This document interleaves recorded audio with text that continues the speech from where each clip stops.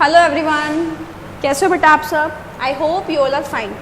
First of all, a very good morning to all of you and today we will discuss a chapter number 4 in class 6 civics. तो सबसे पहले हम हमारी जो social science की book है civics की उसको देखते हैं. ये हमारी बुक का फ्रंट पेज है और क्लास 6 चैप्टर नंबर 4 और जो नेम है चैप्टर का वो है की elements of a democratic government. अब देखिए, जो डेमोक्रेटिक गवर्नमेंट है वो क्या होती है? वो सरकार जिसके अंदर क्या है, जो पीपल होते हैं, कॉमन पीपल होते हैं, आम लोग होते हैं, वो डिसीजन लेते हैं. ठीक है, वो होती है डेमोक्रेटिक गवर्नमेंट. तो देखिए अब इसमें क्या है, सबसे पहले पॉइंट क्या है, for long people have struggled for their rights. लोगों ने काफ़ी लंबे टाइम तक स्ट्रगल किया था किसके लिए? अपने राइट्स के लिए. अब देखिए, it is generally perceive that democracy is the best system to give rights to people. अब नॉर्मली देखा जाए तो क्या कहा जाता है सामान्य तौर पे कि जो डेमोक्रेसी होती है ना, ये इसमें क्या होता है, ये बेस्ट सिस्टम होता है किसके लिए? To give rights to the people. क्योंकि जो हमारी डेमोक्रेसी होती है इसी के अंदर लोगों को क्या होता है, अलाउ होता है वोट कास्ट करना. और जो डिसीजंस लिए जाते हैं वो कैसे लेते हैं? लोगों की मर्जी के अकॉर्डिंग ही होते हैं. ऐसा नहीं है कि कोई भी डिसीजन या कोई लॉ बनाया गया है और उसका कोई मीनिंग नहीं है, या फिर मान लीजिए ऐसे ही बना दिया गया है. लोगों की सहमति से और लोगों के लिए ही जो भी कुछ लॉज बनते हैं, डिसीजंस लिए जाते हैं, वो कौन सी गवर्नमेंट होती है? Democratic government. अब देखिए, एंडिंग ऑफ रेशियल डिस्क्रिमिनेशन. अब डिस्क्रिमिनेशन होता है बहुत सारे तरीक़ों से. मान लीजिए किसी का कलर है उसके अकॉर्डिंग है, किसी की कास्ट है, रिलीजन है, तो उसके अकॉर्डिंग जो एंडिंग हुई थी रेशियल डिस्क्रिमिनेशन की वो कैसे हुई थी वो देखिए. The continent of South Africa is very close to the Asian subcontinent. अब जो कौन सा महाद्वीप साउथ अफ्रीका, वो क्या है? बहुत पास है किसके? एशियन सब कॉन्टिनेंट के. इसके साथ for every nearly 6 decades in later part of the 20th century, the country was in the news for the practice of apartheid or racial discrimination. अब क्या बताया गया है, कुछ 50-60 साल पहले तो जो ये कंट्री थी वो न्यूज़ में थी किसके लिए? अपार्थाइड के लिए. अपार्थाइड का मतलब लोगों के साथ भेदभाव होता था. जैसे जो गोरे लोग होते थे उनको ज़्यादा महत्व दिया जाता था, या फिर मान लीजिए जो ब्लैक पीपल होते थे उनके साथ बहुत तरह से भेदभाव कैसे किया जाता था. उनकी एम्बुलेंस अलग होती थी, उन्हें जो भी प्लेसेस होते थे, कॉमन प्लेसेस होते थे, पब्लिक प्लेसेस उनके अलग बनाए जाते थे. उनको लोगों से मिलने नहीं दिया जाता था, उनके ऊपर बहुत सारी रेस्ट्रिक्शंस होती थी और उनके साथ भेदभाव हर तरीके से किया जाता था. ठीक है, तो अब देखिए, majority of the south African population was of blacks. अब जो अधिकतर लोग थे साउथ अफ्रीका की वो क्या थे? ब्लैक्स थे. ठीक है, मतलब उनका जो कलर था, बॉडी कलर था, कम्प्लेक्शन था, वो क्या था? Black. The white settlers who settle here pursue a policy of ruthless suppression towards the black majority. अब जो वाइट सेटलर्स थे, जो लोग वाइट थे, मतलब जिनका रंग गोरा था, वाइट थे, वो यहाँ पे रहने आए थे और उन्होंने क्या किया? एक पॉलिसी को क्या किया? अपनाया, और जिसके अंदर रूथलेस सप्रेशन मतलब बहुत ही ज़्यादा क्रूर तरीके से लोगों को दबाया गया, जिसमें वो जो लोग थे वो क्या थे? मेजॉरिटी में थे. ब्लैक मतलब जो पीपल थे वो मेजॉरिटी में थे. आफ्टर दैट उनके साथ किस तरह का बिहेव किया गया? उनको दबाया गया. ठीक है, the discrimination was so apparent that everyone could see it. जो डिस्क्रिमिनेशन था वो इस तरह से था कि हर कोई उसको देख सकता था कि अच्छा अफ्रीका में लोगों के साथ ऐसा हो रहा है. ठीक है, after several decades of endless struggle, कुछ सालों बाद क्या हुआ, जब ये स्ट्रगल मतलब लोगों ने स्ट्रगल किया, the policy of racial discrimination towards blacks came to an end in 1994 with Nelson Mandela being sworn in as a black president. मतलब क्या बताया गया है इसके अंदर, कुछ साल बाद, मतलब जब स्ट्रगल लोग कर रहे थे उसके बाद क्या हुआ, एक पॉलिसी आई रेशियल डिस्क्रिमिनेशन की टुवर्ड्स ब्लैक्स. मतलब जो पॉलिसी थी उसको क्या कर दिया गया, उसकी एंडिंग हो गई थी कब? 1994 में. और जो ये किसके नेतृत्व में हुआ था? जो वहाँ के पहले ब्लैक प्रेसिडेंट थे क्या नेम था उनका? Nelson Mandela. ठीक है, तो जो ये पॉलिसी थी रेशियल डिस्क्रिमिनेशन की, उसका एंडिंग हो गया था 1994 में। अब देखिए पार्टिसिपेशन। अच्छा, अब जो हमारा चैप्टर है उसमें की एलिमेंट्स हैं। तो की एलिमेंट्स का मतलब क्या कि अच्छा डेमोक्रेटिक गवर्नमेंट होती है, उसमें कौन कौन सी प्रोसेसेस होती है। सबसे पहला होता है participation. For a successful democracy it is essential for people to participate in its governance. किसी भी सक्सेसफुल डेमोक्रेसी, मतलब किसी भी कंट्री को हम डेमोक्रेटिक तब कह सकते हैं जब लोग गवर्नेंस में पार्टिसिपेट करें। पार्टिसिपेट का मतलब क्या समझे कि उसके अंदर लोग गवर्नमेंट बनाने में हिस्सा ले सके, भागीदार बने। This participation takes place through voting in elections. और जो ये पार्टिसिपेशन होता है वो कैसे होता है? जब लोग इलेक्शंस में वोटिंग करते हैं। अब देखिए, इन इंडिया, भारत में general elections are held after every 5 years to keep a check on the government.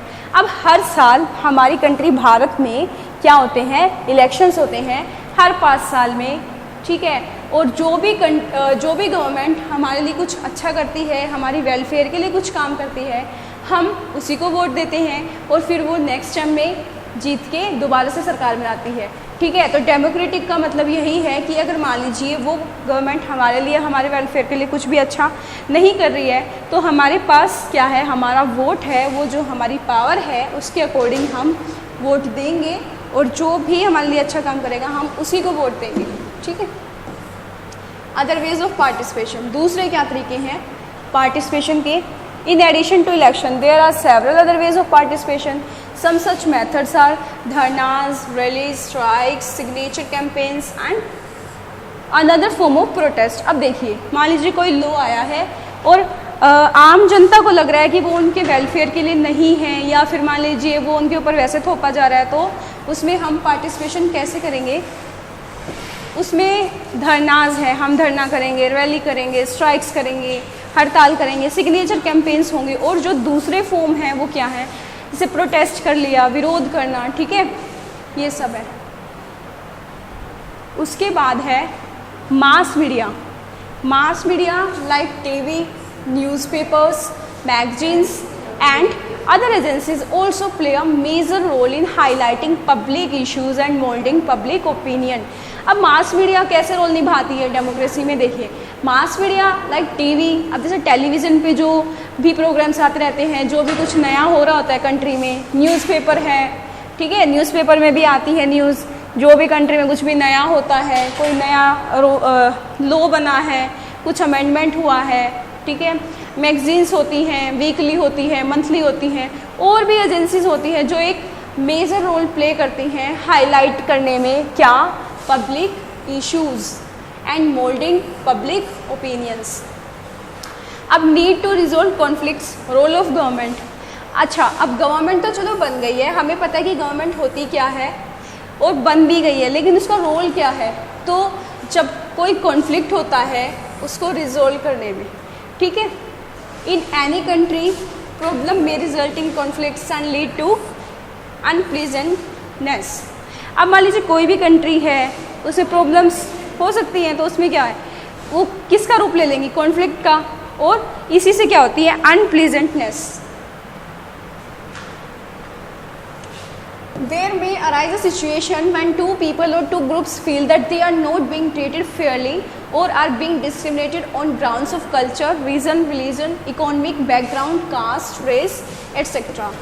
अब देखिए, एक मान लीजिए कोई भी सिचुएशन राइज हो सकती है जिसमें दो लोग हैं या दो ग्रुप हैं, वो क्या फील कर रहे हैं कि उनको फेयरली ट्रीट नहीं किया जा रहा है, या उनके साथ मान लीजिए भेदभाव हो रहा है, डिस्क्रिमिनेशन हो रहा है ऑन ग्राउंड्स ऑफ कल्चर। मान लीजिए उनका जो संस्कृति है उसके बिहाफ पे हो रहा है, रीजन जिस एरिया में वो रहते हैं उनके धर्म के अकॉर्डिंग हो रहा है, इकोनॉमिक बैकग्राउंड है, मान लीजिए जो उनकी आर्थिक अर्थव्यवस्था है उसके अकॉर्डिंग हो रहा है, कास्ट है, रेस है, एक्सेट्रा है।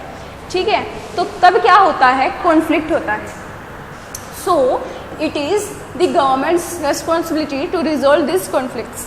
तो अब ये किसकी रिस्पॉन्सिबिलिटी है? मान लीजिए कोई भी कॉन्फ्लिक्ट हो जाता है तो गवर्नमेंट की रिस्पॉन्सिबिलिटी है कि इन कॉन्फ्लिक्ट्स को रिजोल्व करें, इनको सोल्व करें। अब देखिए, rivers as a source of conflict, कई बार जो रिवर होती हैं वो भी सोर्स बन जाती हैं किसका, कॉन्फ्लिक्ट का।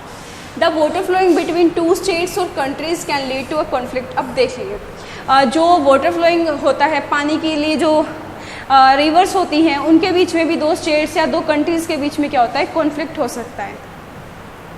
For example Tamil Nadu in India would get water only if Karnataka releases it and this leads to conflict. अब उदाहरण के तौर पे हम देखें तो तमिलनाडु है जैसे इंडिया में, ठीक है, उसको पानी तब मिलेगा जब कर्नाटका उस पानी को छोड़ेगा, और इससे अगर मान लीजिए वो पानी नहीं देता है तमिलनाडु को, ठीक है, तो क्या होगा, इससे कॉन्फ्लिक्ट आएगा। It has led to the creation of a tribunal to see sharing of river water in these states। तो इसके अंदर क्या है, जो इस तरह के जो कॉन्फ्लिक्ट होते हैं उसको कौन सोल्व करता है, हमारी गवर्नमेंट सोल्व करती है और ये उसी की जिम्मेदारी है। अब जो नेक्स्ट टॉपिक है वो है इक्वलिटी एंड जस्टिस, समानता और न्याय। One of the main responsibilities of a democracy is giving impartial justice and equality to all.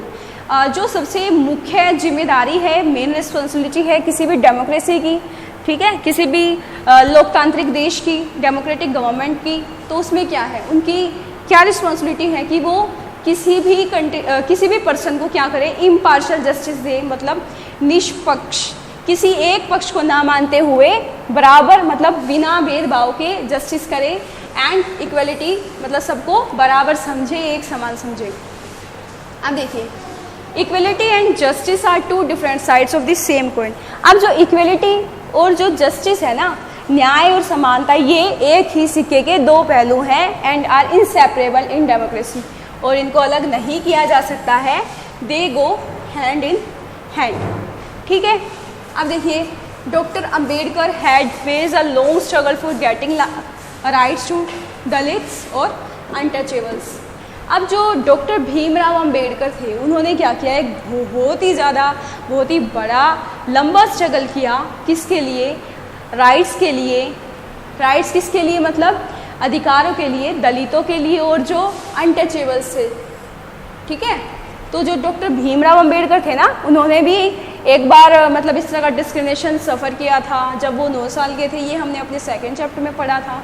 तो उन्होंने क्या सोचा था कि मैं अपनी जो भी लोग हैं उनके साथ ऐसा कुछ नहीं होने दूंगा और उनको अपने राइट्स दिलवा के रहूँगा, ठीक है। Laws were made to abolish untouchability. अब जो लॉज है, जो नियम है, कानून है बनाए गए हैं, वो किस लिए बनाए गए हैं, अनटचेबिलिटी को अबोलिश करने के लिए, पूरी तरह से ख़त्म करने के लिए। Likewise the Hindu Marriage Act provides equal inheritance right to daughters in their father's property. इसी तरह से देख लीजिए जो हिंदू मैरिज एक्ट है वो हमें क्या प्रोवाइड करता है, equal inheritance right to daughters. अब देखिए, अब जैसे मान लीजिए कोई लड़की है, अगर उसकी शादी हो जाती है तो उसको भी अपने जो फादर की प्रॉपर्टी है उसमें इक्वल राइट मिलेगा। मतलब ऐसा नहीं है कि वो जो प्रॉपर्टी है वो शेयर की जाएगी ओनली जो भी बेटे हैं उनके बीच में, ठीक है। Without justice and equality democracy would remain meaningless and directionless. बिना जस्टिस और इक्वलिटी के जो हमारी डेमोक्रेसी है वो क्या होगी, मीनिंगलेस हो जाएगी, अर्थहीन, मतलब उसका कुछ मतलब ही नहीं निकलेगा, और डायरेक्शनलेस, दिशाहीन। मतलब इसके बिना जो डेमोक्रेसी है, जस्टिस और न्याय और समानता के बिना डेमोक्रेसी का कोई मतलब नहीं रह जाएगा। Okay students, thank you very much, have a nice day. And ये हमने अपना सिविक्स में चैप्टर नंबर 4 पढ़ा है। अगर मान लीजिए आपको इसके बाद भी फिर कोई डाउट आता है तो आप मुझे